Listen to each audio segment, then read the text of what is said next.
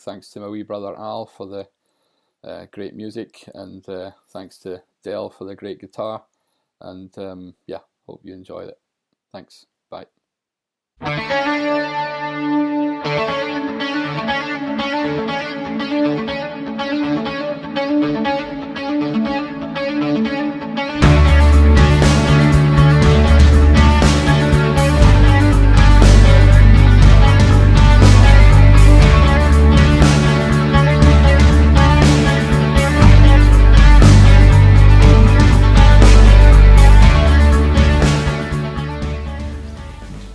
Well, who was Thomas Reed? That's a question that about 10 years ago was almost a quiz question.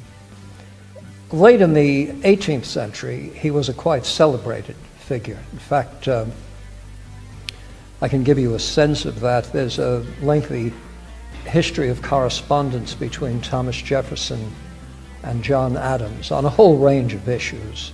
This is after the two of them had ceased being presidents of the United States, etc. Their friendship was patched up again.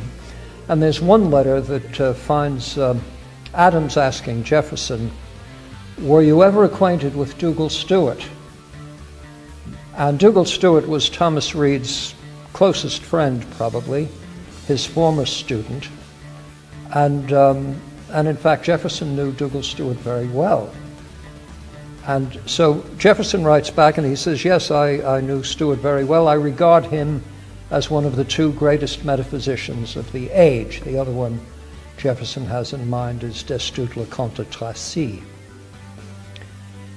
Adams goes on to say, "Well, I've just read his Philosophy of the Human Mind, and I believe that in this work, in perspicuity, etc., he exceeds Aristotle, Plato, Descartes, and even Dr. Reed."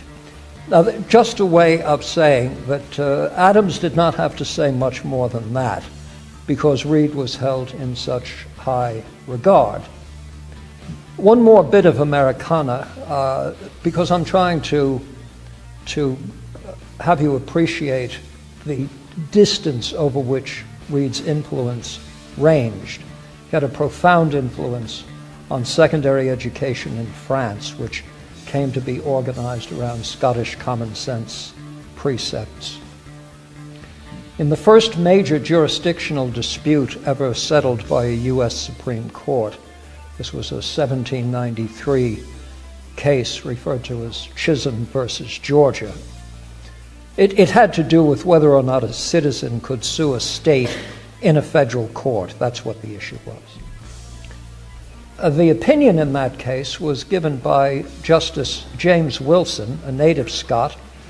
And how does he begin the opinion? He says, "Well, before we get into the details of the case, if you would want to know the foundational principles upon which judgment itself depends, you can do no better than to consult the estimable work of Dr. Reed, which he titles An Inquiry into the Human Mind." Now, those of you who haven't kept up with U.S. Supreme Courts over the course of decades and centuries, I should tell you that it would be very rare today that the Supreme Court would be citing Reed's inquiry. It's rather more likely they'd be citing Newsweek or something.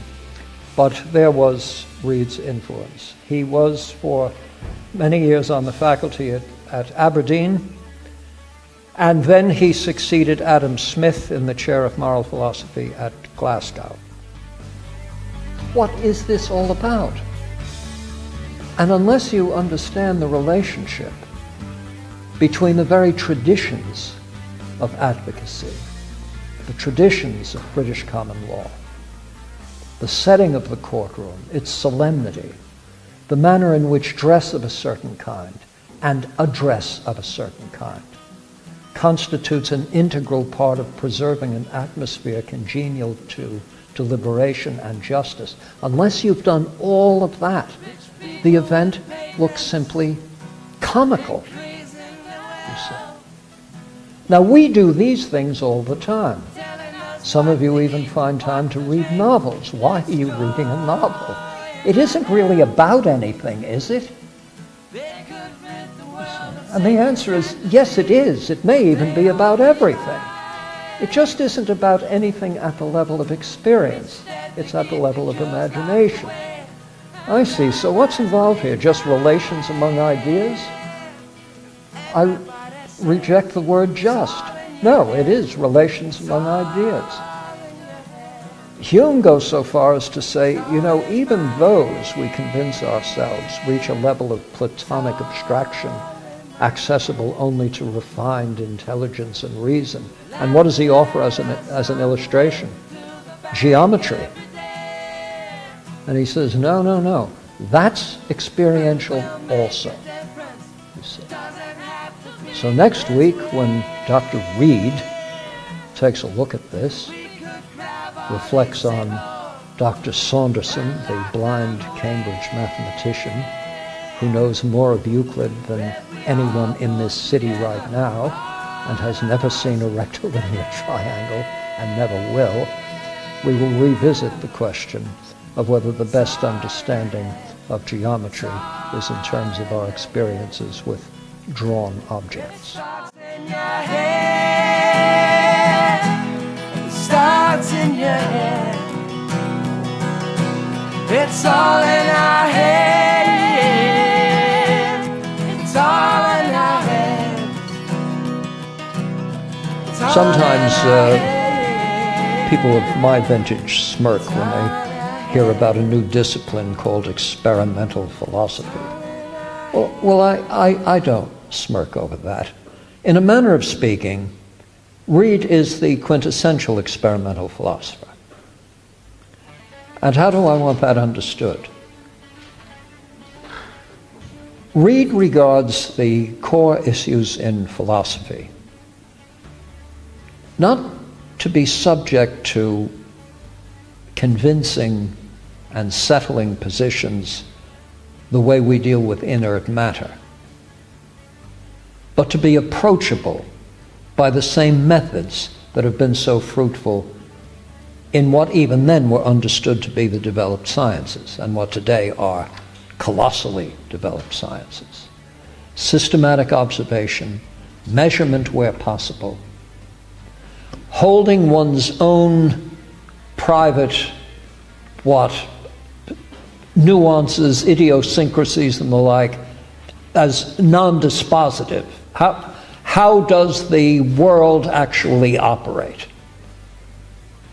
And you don't take yourself as an exemplum from which you can generate universal propositions. You actually have to go out and do the work. Now, I mentioned this first week. The chapter of seeing in Reed's inquiry. What are all of these elements about? The Idomeneans, a fictional people that live in two dimensions. A disquisition on whether animals with laterally placed eyes see in depth. How it is persons suffering squint nonetheless can have accurate visual perception.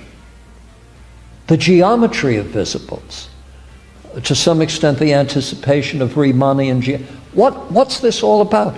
These summaries of clinical pathological conditions in vision.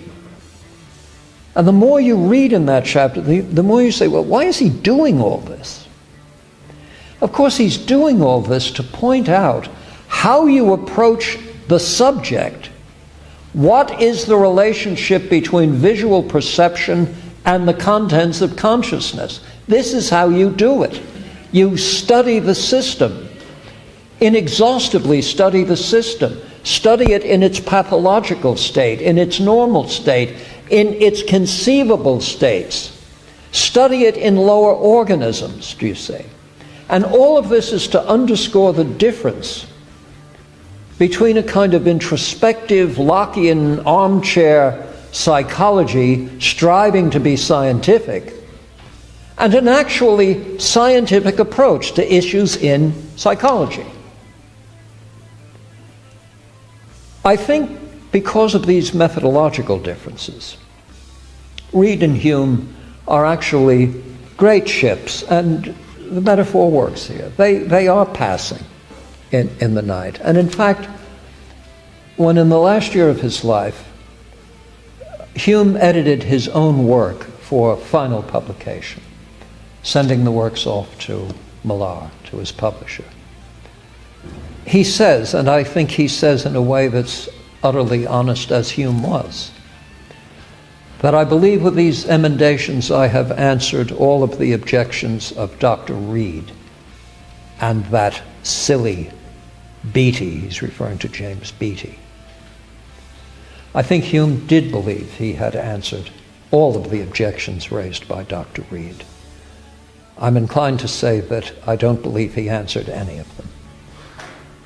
That's it.